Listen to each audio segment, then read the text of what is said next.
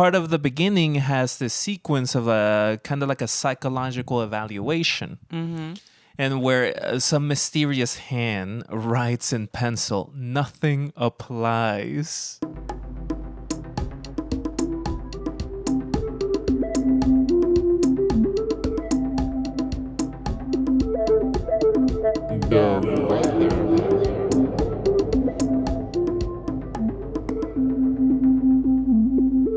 She followed her parents for their dreams, or I guess her dad's dreams that did not work out, and her ending up in an environment where perhaps she once believed she wanted something out of it, but now is a little bit alienated from her surroundings. Like, I feel like I've been there. I used to be a journalist and am not these days, really. So perhaps there's that. Perhaps there's having recognized, people you thought you were close to, not necessarily being who you thought they were. It's real. It really connects with me at the suburban level. Yeah. That kind of like constant alienation. That kind of, there's this belief that can exist. You can exist if you like work hard and exist here and like on the appropriate side of town, the right side of town. Only to be like, oh, damn, I got to drive 30 miles to get a frappe. Yeah. And I see that alienation in this movie that we're going to talk about today. And welcome to Dovewhether. I am your letter A Dove, AP. Today, I am joined by a powerhouse, a movie maven, a 2 daggers, 3 pistols carrying sharp mind that once you present an image, a moving image, she takes it, rips it up, and says, I know what you're trying to say because I know the 5 things you're referencing in this. Today, I am joined by our recurring guest and actually our first guest, Michelle. Thank you for having me. Thank you for being here. Glad to be back. And this is Dovewhether, the Chicano podcast that saw the TV glow. The Disillusioned podcast, screaming "Go Sisyphus, go!" Today we are gonna talk about a spooky little movie, a nihilistic little movie called "Play It As It Lays" from 1972. When you were telling me about this movie, you kind of described it as a kind of like a showcase of a character, this actor. This B movie actress that is kind of out of work. She's a little like broken-hearted, broken-minded, broken-walleted. And she sleeps around, does a little bit of drugs, and just kind of is fellas with this gay boy of hers. And after watching it, yeah. Play As It Lays is honestly like a drama, a thriller. The suspension of whatever happy emotions you have at the moment. Just imagine them being gone. That's what Play It As It Lays plays as it lays. So Michelle, I want to know, what is your history with this? Well, I came across it almost by accident. I knew a few of my friends were fond of the director, Frank Perry. I was mostly unfamiliar with him for reasons I'm sure we'll get into, but there was a screening of the movie here in Chicago on film. At Doc Films, the University of Chicago's film retrospective program, and I felt like, well, I have to see this. I love Tuesday Weld, the lead actress. I love Anthony Perkins, who has a major supporting role in the movie. And I made the trek out to U Chicago to see it, and was just kind of floored by it, and was baffled that I was not more familiar with Perry, that his films were not more widely available, and that he had kind of fallen out of fashion, and have in the last couple of years become a big booster of his work. Yeah. Yeah. Some people boost their bass, you boost the parry. I can't believe you saw it in film. Yeah, I was very lucky. It was a very rare screening of a movie that is hard to find. It has, I think, only ever been released on VHS, though there was a 4K restoration that started playing earlier this year. So I'm hoping it will become a little more widely available soon. The way I saw this, I would have loved to see it in film, Yeah. because then I could have maybe seen a little bit more than was on screen. This is kind of like one of the movies that I've seen for the show that I can only get through like the Internet Archive, and can only see it in a 2:3" aspect ratio. Yeah, the aspect ratio was not correct. My cat has decided that it's her time right now. Hello, Joni. This wouldn't be Dovewhether without a pet being around, making a little fuzz. I had a zero experience with Tuesday Weld or Anthony Perkins. If I did, I didn't recognize them.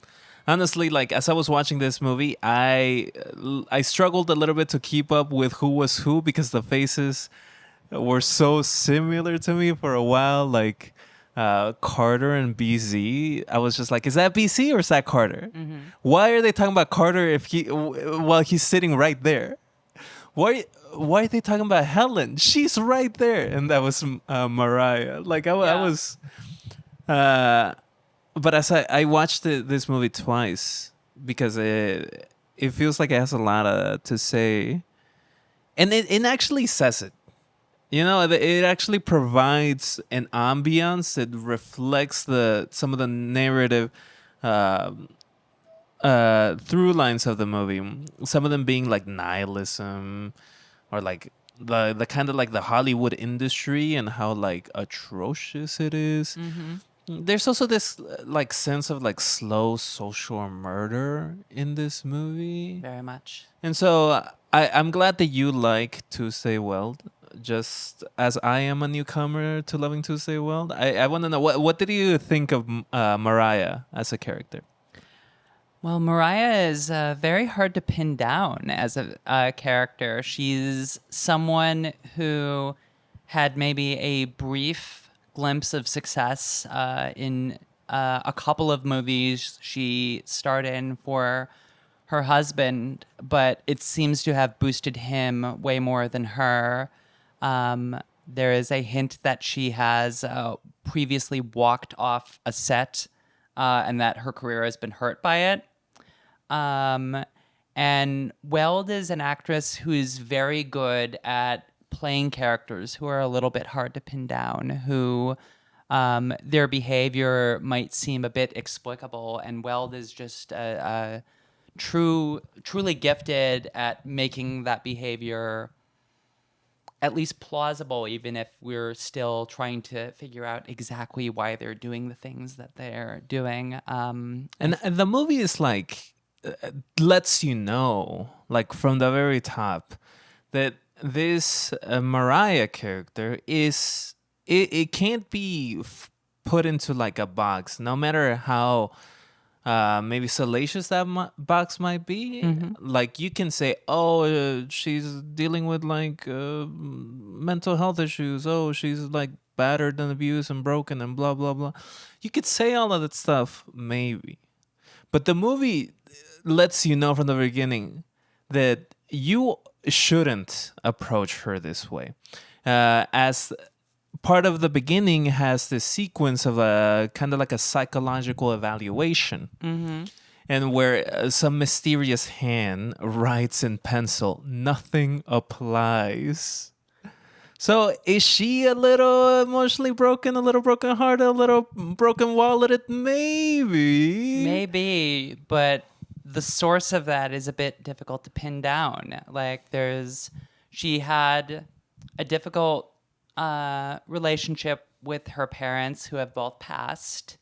In like horrible, tragic ways. Yeah. Her mother in a car accident in particular, and The mother by suicide. yes, The an father. intentional car accident. If I Yeah, recall. it's kind of like and that kind of just shows something about Mariah as a character.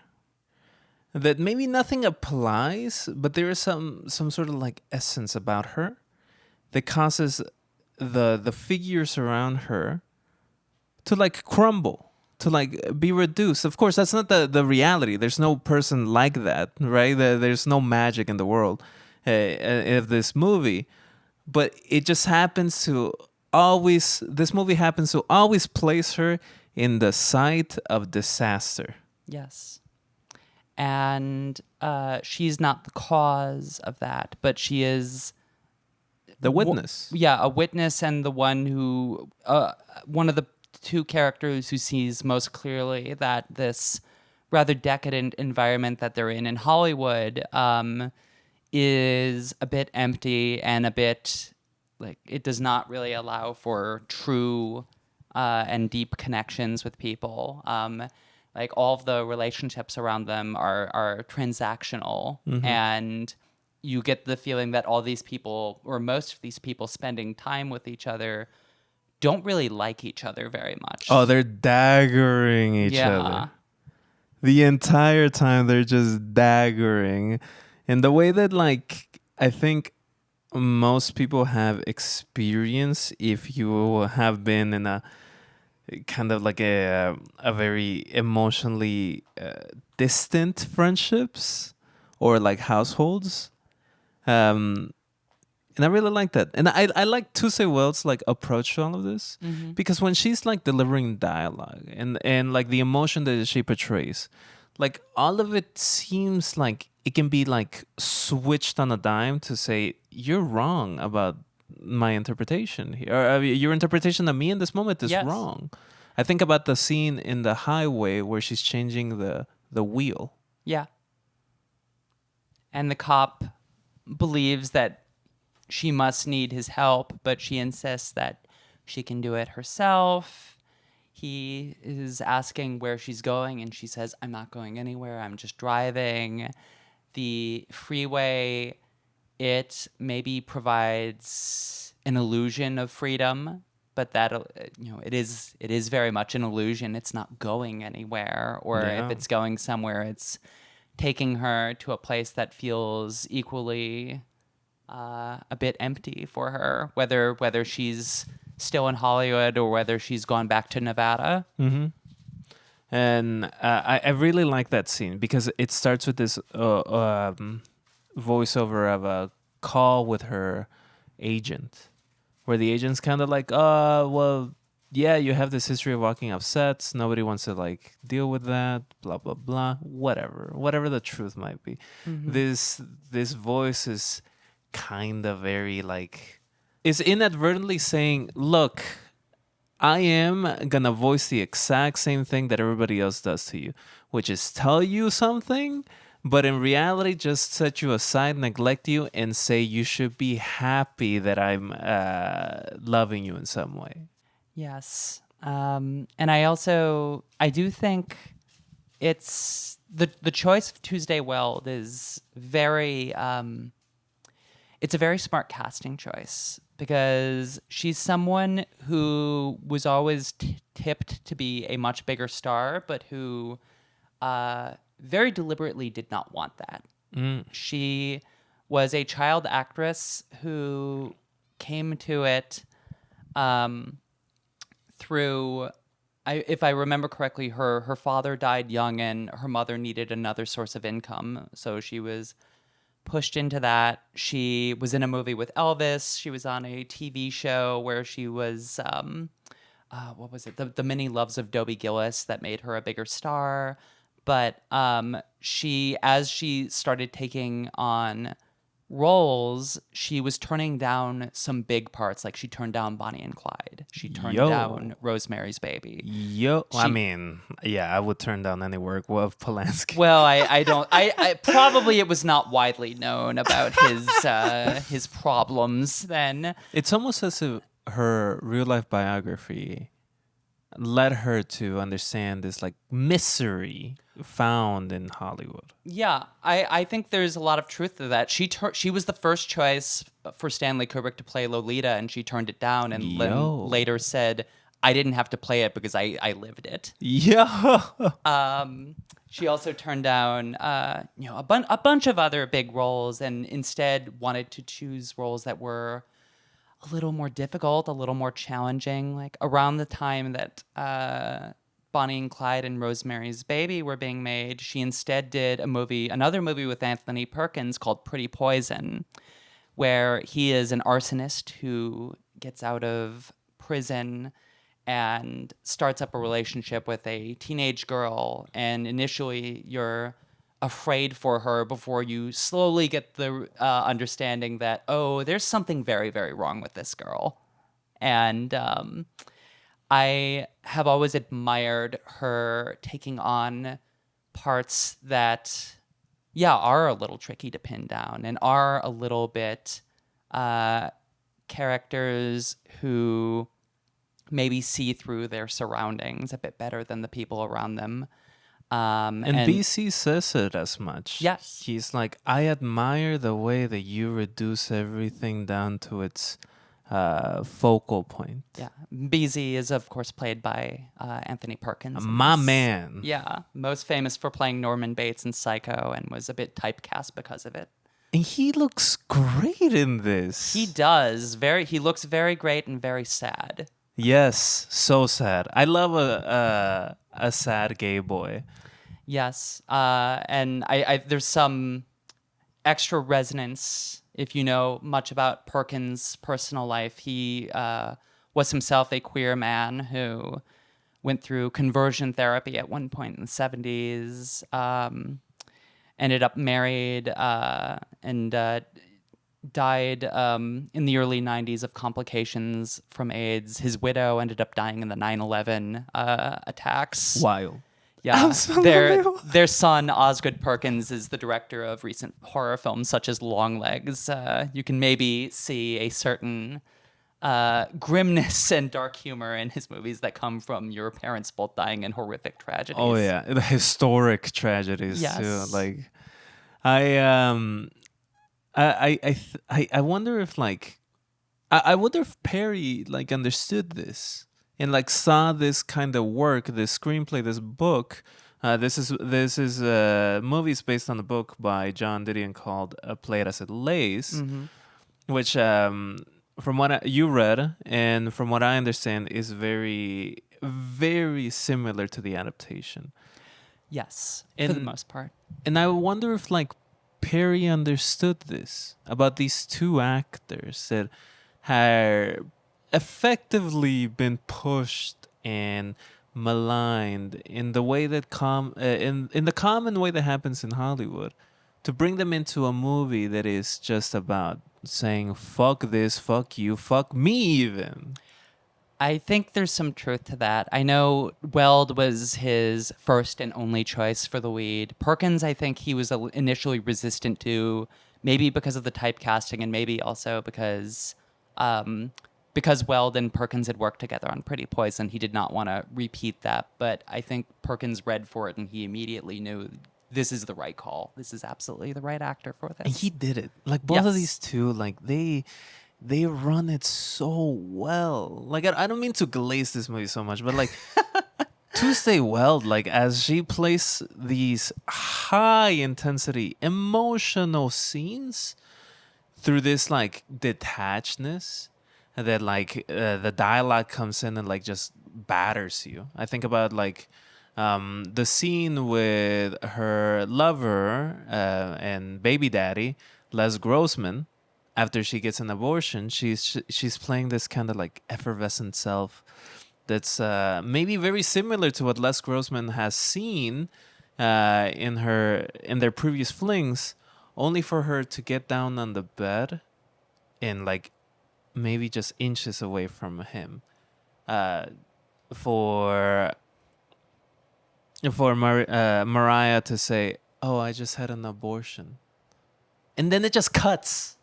Yeah, I think we see his reaction, and he's rather floored by this. This is the movie came out, I think, a year, maybe 2 years before Roe v. Wade. So it was, it's an illegal procedure in the movie, and it's also one that she's coerced into doing by her husband, Yeah.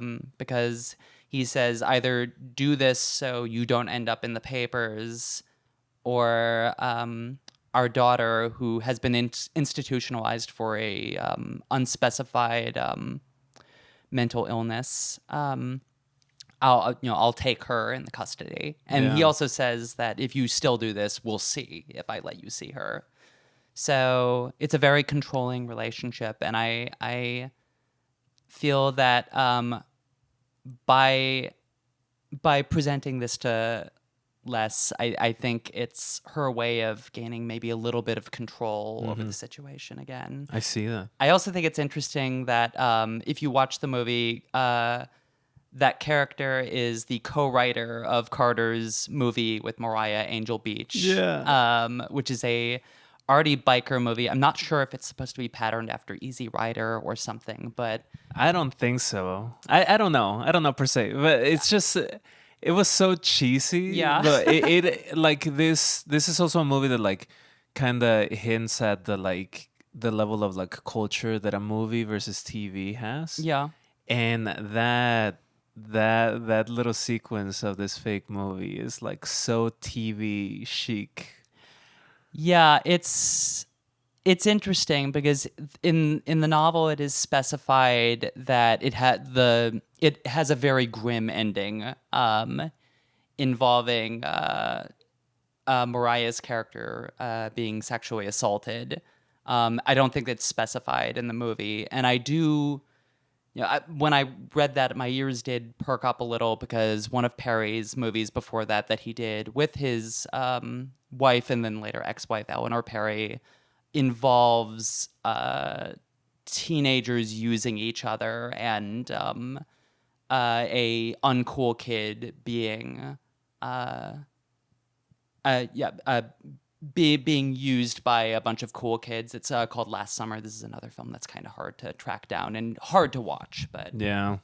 And I just think Perry in this movie, everyone, the writer, Didion and her husband, and like the two main leads, like they created something that's so smart and like and honestly brave. I find this movie, the way that it presents all this information with a level of confidence, in a confidence in what it's saying, how it's presenting it, and also in the audience ability to comprehend it.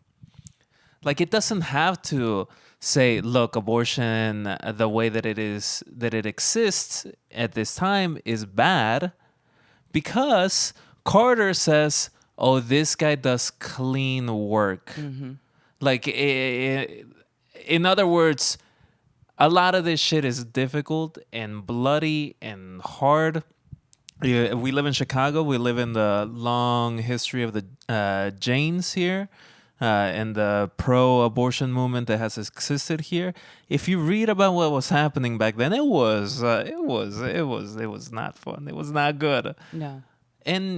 But like the movie's it just believes in the audience enough to say, I know you know what I'm saying here.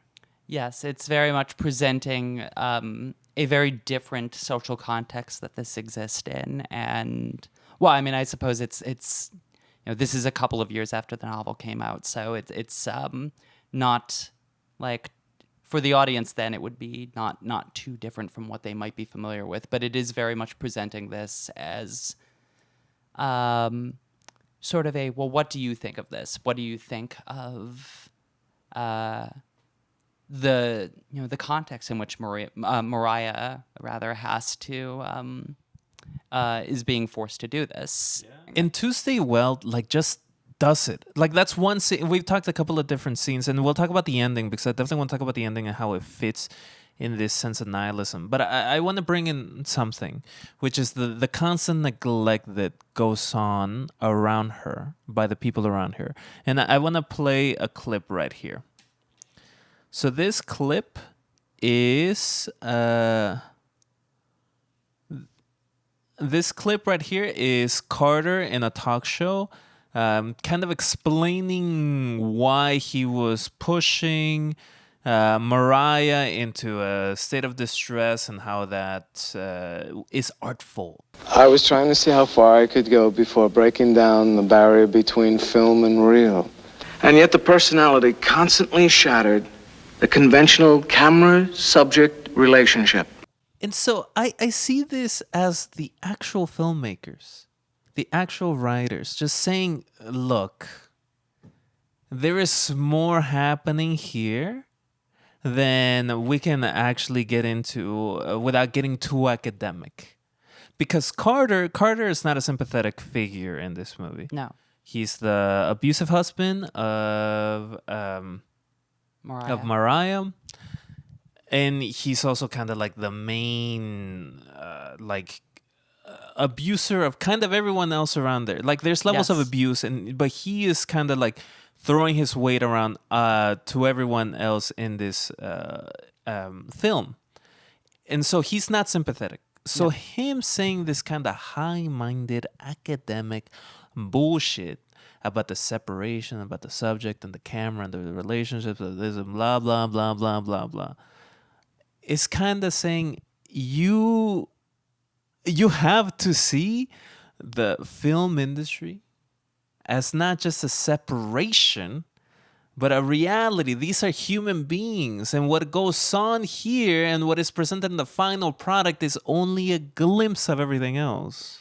Yes, and it's also a case where he has used his wife as a muse for some of his work, and it seems to have really boosted his own career. But between his not casting his wife in his most recent film, and it's insisted that, oh, he really wanted to use you. Not sure how much I believe that. And his just very coldly institutionalizing their daughter, it seems like he is perfectly able to keep going and keep making things and finding a commercial way to present all these, pretensions of his, while leaving his wife, his daughter, leaving them behind, leaving them to languish. And well, he doesn't even make the next big thing. The second half of this movie is kind of him going through the production of a film. Yeah. And that film is kind of never really described, but what it looks like is just some like shitty little Western. It seems like some sort of a modern or a Western set thing with an actress he is having an affair with, and with an actress where when we see her screen test, he seems to be trying some underhanded things to get her vulnerable in a similar way that he did with Mariah with their first film. The clip you played, he's talking about a sort of documentary he did where it's just presenting his wife, her recollections, her, seeming like there's still a possibility for happiness for her, and now we're seeing her in the present, and that is long gone. Mm-hmm. It's long gone, and makes him even more of a reviled figure in this, and also therefore the mirror that he represents is kind of like craven, a tour, let's just say a tour that Yes. like exists in the film industry that will use and abuse people for the sake of maybe some sort of art. And the Yes. movie does something that I like and something that I wish more modern art did. It goes further and says, yeah, this is bullshit. Here, let me play you this right here from the same segment of this panel show. You mean existentially it was not a performance? And that is like this kind of hippie character in this 3-person panel, just saying the thing where it's like you removed the material and emotional relationship you have with your wife to say, well, in the grand concept, maybe the distress that I'm having my wife perform, isn't that kind of everyone? Yeah. And I do think it's interesting that you can probably think of a few different examples through Hollywood history of directors doing this with actresses, but I'm thinking a little bit about some of the relationships that certain directors of the period had with their wives and like eventual affairs they had. I'm thinking like around this time is when Peter Bogdanovich is working so closely with his wife, the production designer Polly Platt. Like it's his closest collaborator, and he's starting to have an affair with the lead actress in his big hit with her, The Last Picture Show. Yeah.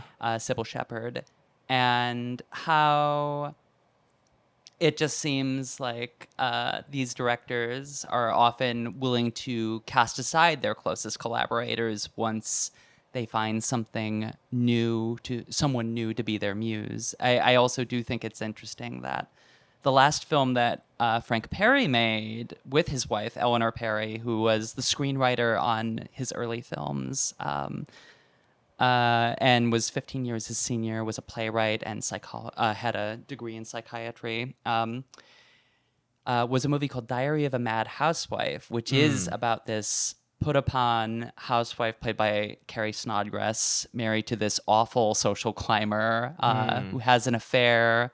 She has an affair with a misogynist played by Frank Langella, and just it's a very unsatisfying life for her. And shortly thereafter, Frank and Eleanor Perry divorced, and I feel the film that, one of the next films he made was Play It As It Lays, and I do wonder, how much of it is him processing maybe his own flaws. I know Eleanor Perry wrote a novel loosely fictionalizing their relationship called Blue Pages. I haven't read it, but It really just shows that like maybe this movie and in what it represents can happen maybe in any decade. Yes. But the figures around this movie all kind of coalesced, all kind of formed a larger constellation of what it means to be just regularly abused, exploited in this industry. Sometimes by other people and sometimes by your own goddamn self. yeah. And this is so common, you thought of those folks, but I thought about like Shelley Duvall or Judy Garland or Tippi Hedren as Mariah. Certainly. And because this story goes on forever. I want to talk about a couple of different things here. But actually, before I do that, I want to talk about some of the like nuts and bolts stuff of this. Of course. This movie has 22 people as the crew members. And it has about 26 people as the cast members. There is this like almost 1-to-1 ratio of people behind the camera and people in front of the camera. And once I saw the credits and I saw how small they were, I was floored. Because this is not a small movie. There are dozens of sets. There are sets that aren't even used for anything else other than some of these like documentary films of Carter. There are shot compositions that are big. As Mariah's going to get her abortion, she gets told to go to a specific store that has a big T.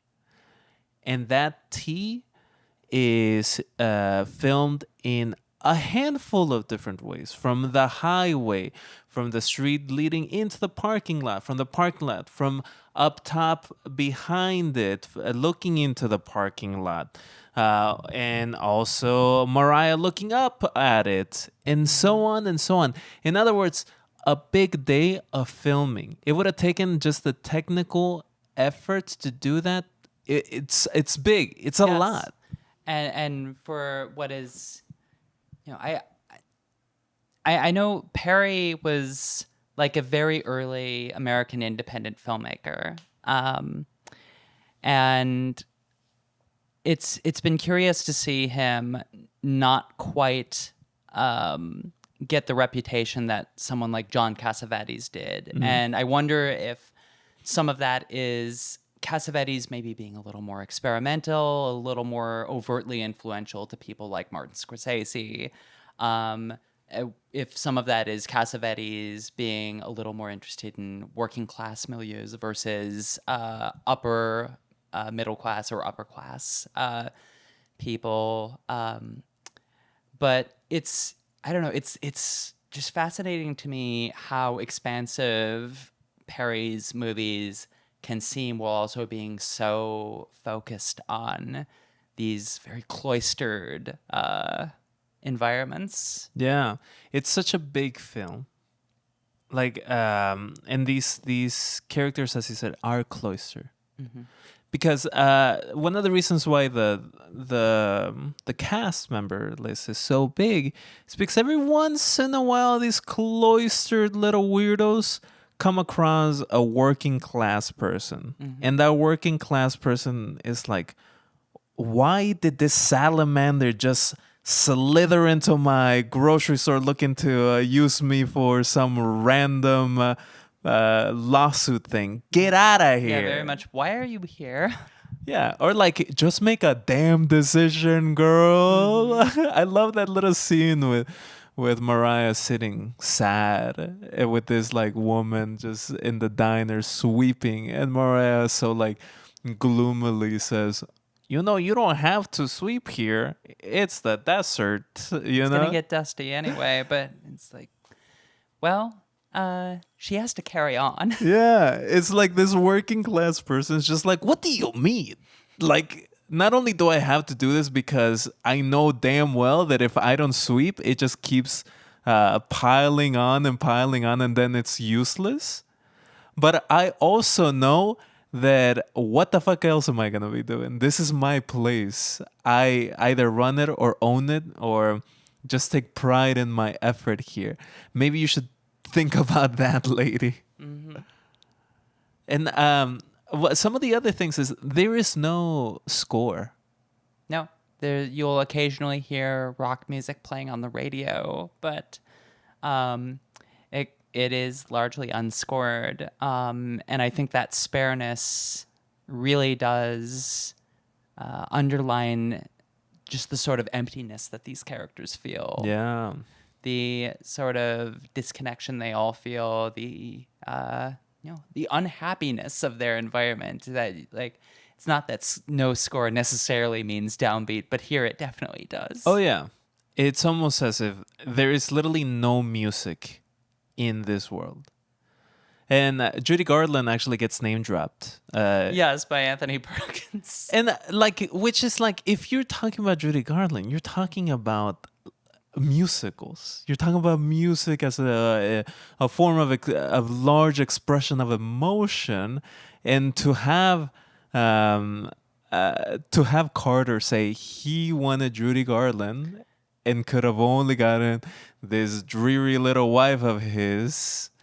Yeah, I know Perkins says that ironically because this is sometime after Garland has passed away, but I do think that is a rather pointed reference as another star that this environment has chewed up and spit out. Yeah. And and I just like the lack of score in all of this due to that dreariness, and also there is something else that is like very dreary, very nihilistic, which is the lighting. The lighting in this is so naturalistic. I couldn't see evidence of like a light being used to fill in some darkness behind a character. We're really stripping the glamour out of Hollywood here.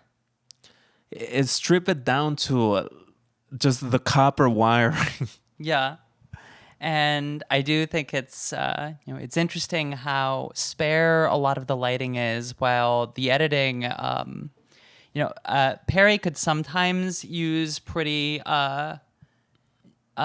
frantic editing, but it's a lot more pronounced here than it is in some of his other movies, where you will get like these random cuts to different things that Mariah has already experienced, or flash forwards. Like it's a very the novel is very elliptical, and the movie tries to reproduce at least some of that, where it will flash back and forward between Mariah describing everything that has happened over the course of this story, to like flashing back to her abortion, or flashing back to like the focus on objects in a room that one might focus on when you're going through a traumatic experience, or even just like later scenes of her like taking a gun from a movie set to use real bullets to shoot at like signs on the road. Which is honestly the hottest she looked in this movie. Just so a sad woman with a gun, right? Oh, I love that shit. Michelle's not looking at me, being like, "What is this? What did this guy bring me on to talk about?" Oh, she's Tuesday Weld was a very gorgeous woman. She's still alive. She's long retired. But I talk about the crew size because I just wanted to know. Like, this came out in 1972. yes. So I wanted to go see some of the crew sizes, at least by counting IMDb. What some other films were like back then. And so for Deliverance, there was about an 80-person crew, which is like, honestly, to my ears feels also very small, but it really does show how much more was done with this group. And I wish I could be in the like pre-production conversations in that. So part of me wonders either this was very well planned, or there was about 5 hours that were chopped up into something cohesive. But either way, small crew. And like another one is like the Poseidon Adventure, which is like set-wise a much smaller set. It takes place in like a ship, and you don't go from massive differences from like LA to a desert. But that I stopped counting after I got to 100 crew members. Because it's this massive production, this big spectacle of this ship sinking. Yeah. And yes, this is much more spare for having quite a few locations. And while there's a bunch of different people, there's really 3 or 4 who we see over and over again, being Mariah, BZ, Carter, and BZ's wife, Helene, who's a little more prominent in the novel, but here you do get the sense, as in the novel, that BZ's mother is paying them for them to stay married. It's very much a marriage of convenience to hide that her son is queer. Yeah. It's a little sad. Like, It's very sad, yes. Because that mother figure is never nice. She's horrible. She's racist too. They say very explicitly that she is racist. Yeah. Yeah, and specifically racist to like Mexicans, and I'm like, hey, Mexico mention. Oh, we are gay. um, I, I didn't honestly like her as a character because she's unlikable. Yes. Every time that she showed up, though, I was just like, who is this woman again? And then she says like something mean, and I'm like, oh,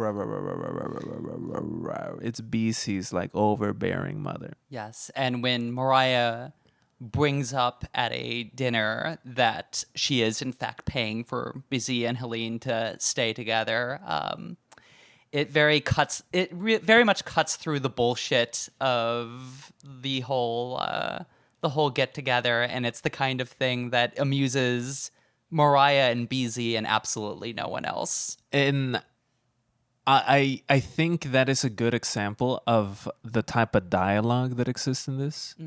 Like I've called this movie smart a couple of times, sure, okay, and maybe I'll stop, but maybe I won't because I want to present to you another clip. So this is a clip where BC and his bestie Mariah are gonna go to this Hollywood party of this gangster lawyer gangster. I mean, what's the diff? And like, and they're gonna kind of suffer together this party to just show face and make sure they're part of the culture and maybe get that call. And we get the first introduction to this like lawyer is this dialogue in between the three of them, and it goes like this.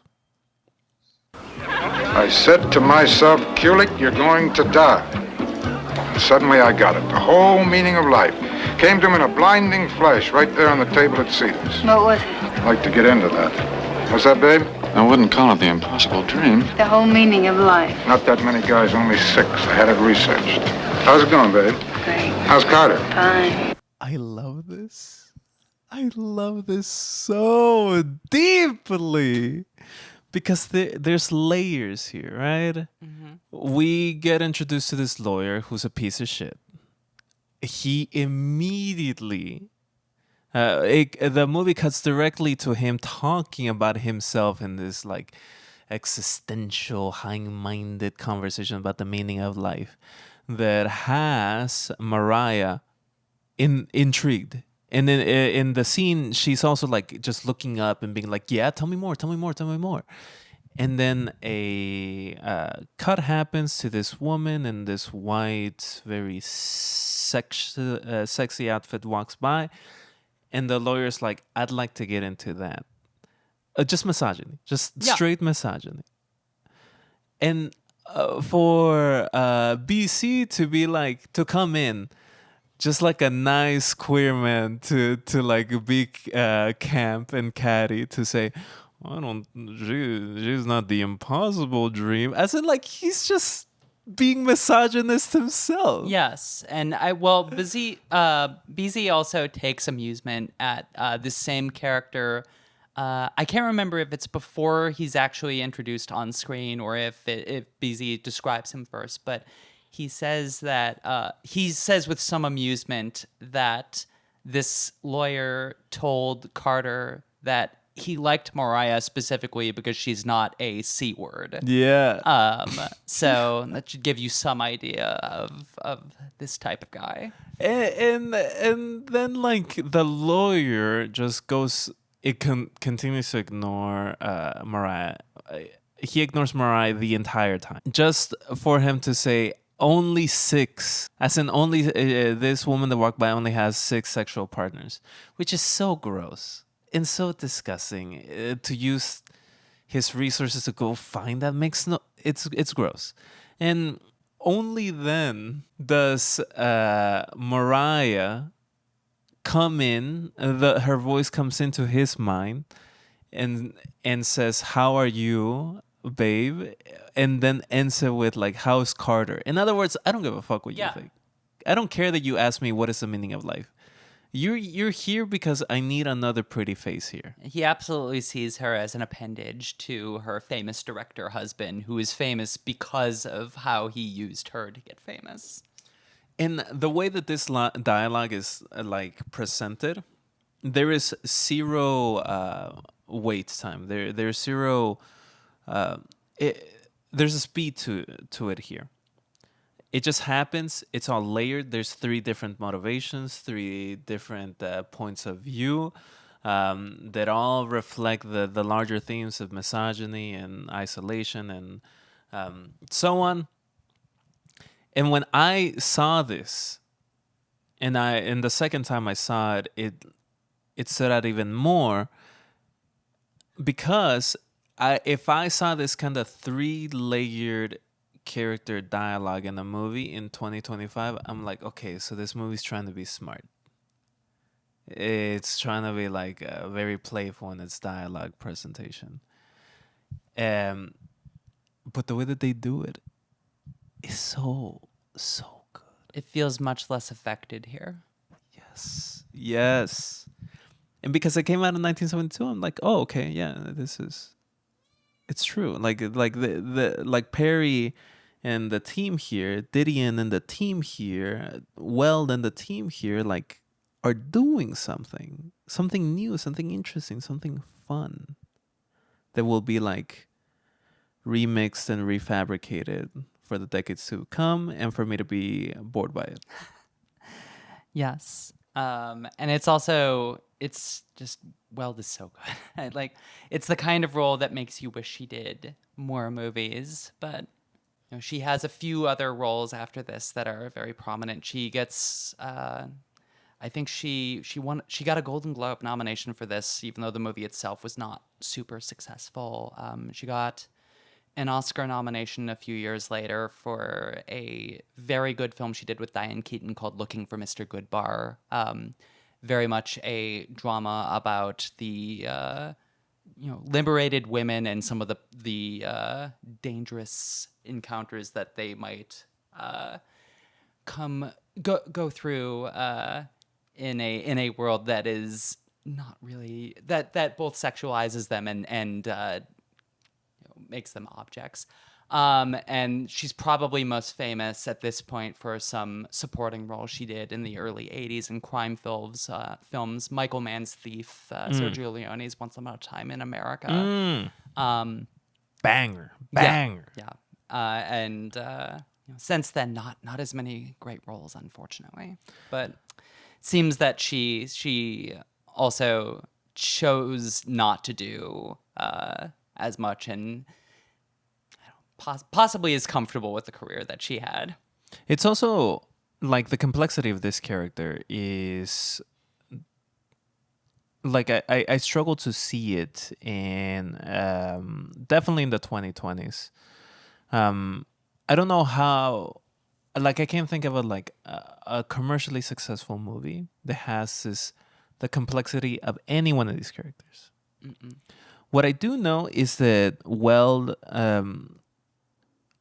in that dialogue scene and then through all of this, like, continues to present this layered approach. And this layered approach, this complexity, I think reaches the zenith at the end here, where the hard point of nihilism is inescapable here. And the ending is hard. And I'd like to know, what did you think of the ending? It's very sad, but also very tender.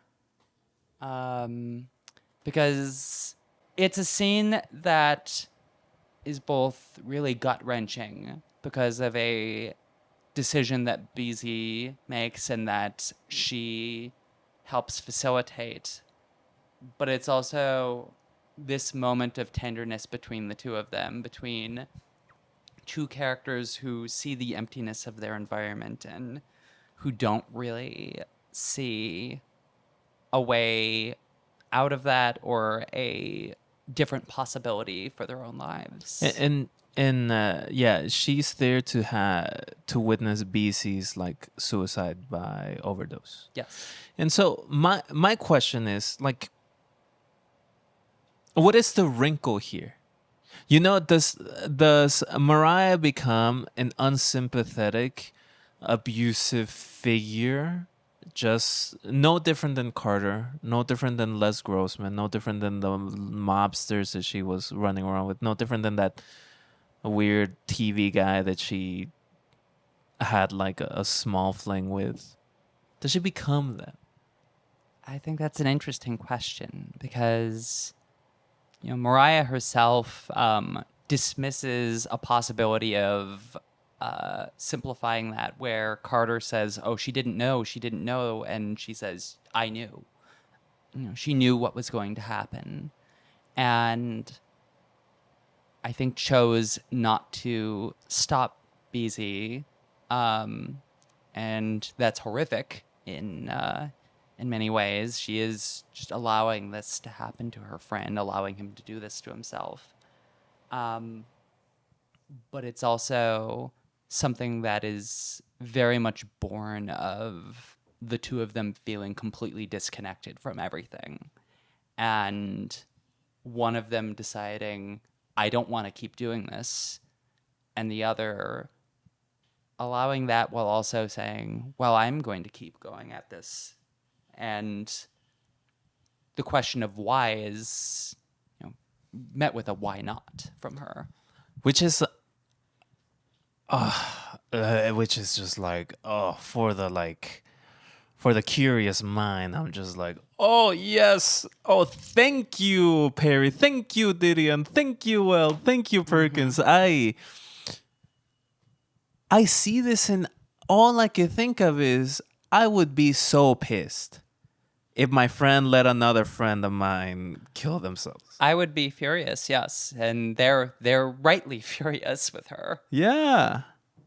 And then I think, okay, if I was Mariah in this situation, would I let my disenfranchised friend who's been looking for the answer to the question of what life is about just end themselves in front of me? And I'm like, no. No. No. But this is also a scenario where none of these people actually seem to care about each other. They're mostly just using each other. And,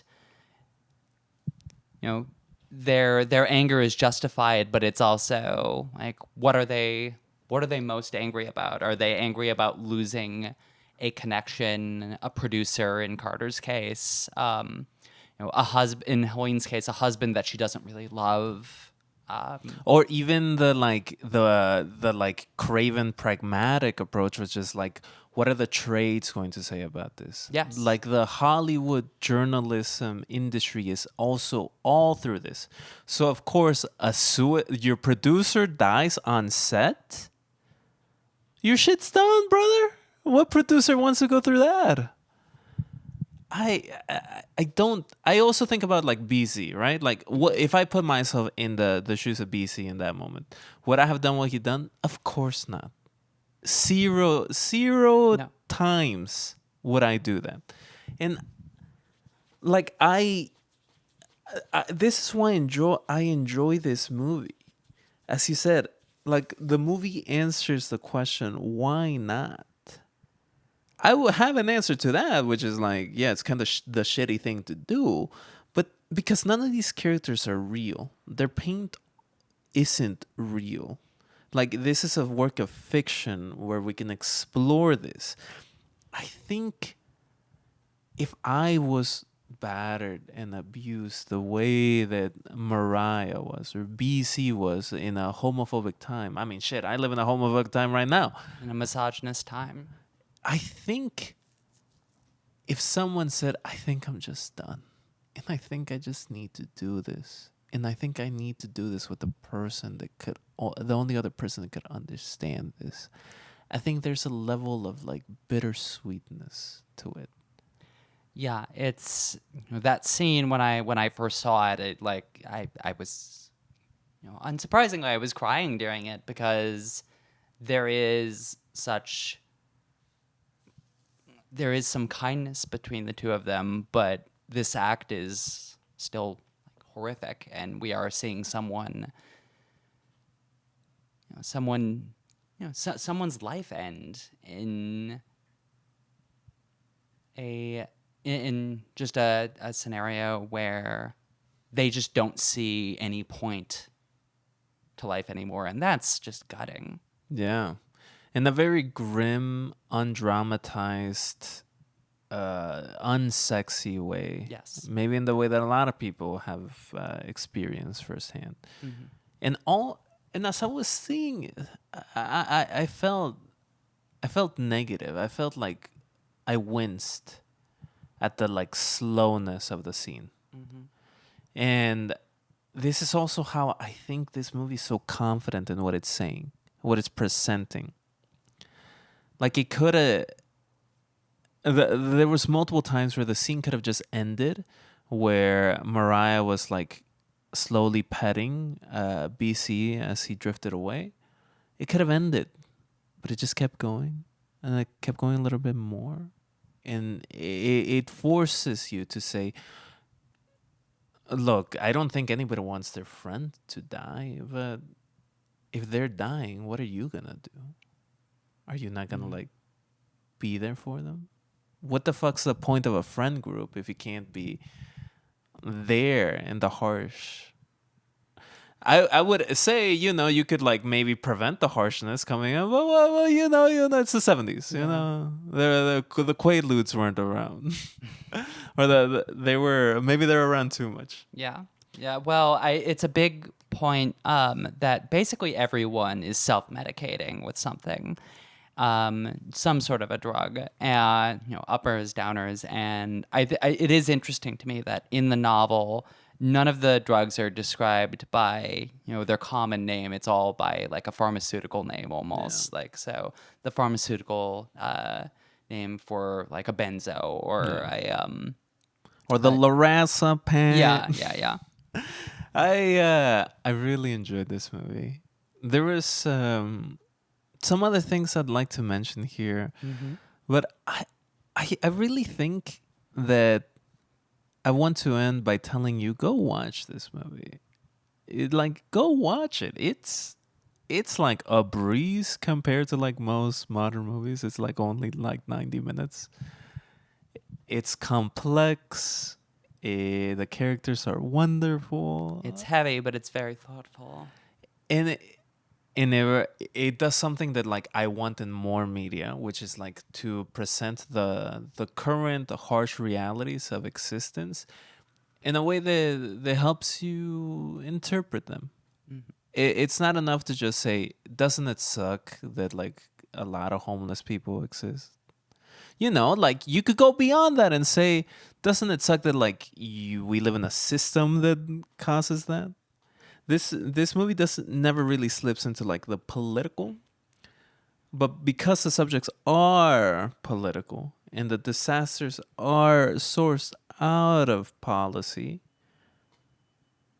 like it engages all of these topics with maturity. And in 2025 I ate that shit up. I put on my bib, I took out a big fork and a big knife, and I ate. Any last thoughts? No, not off the top of my head. Just very glad that we were able to talk about this.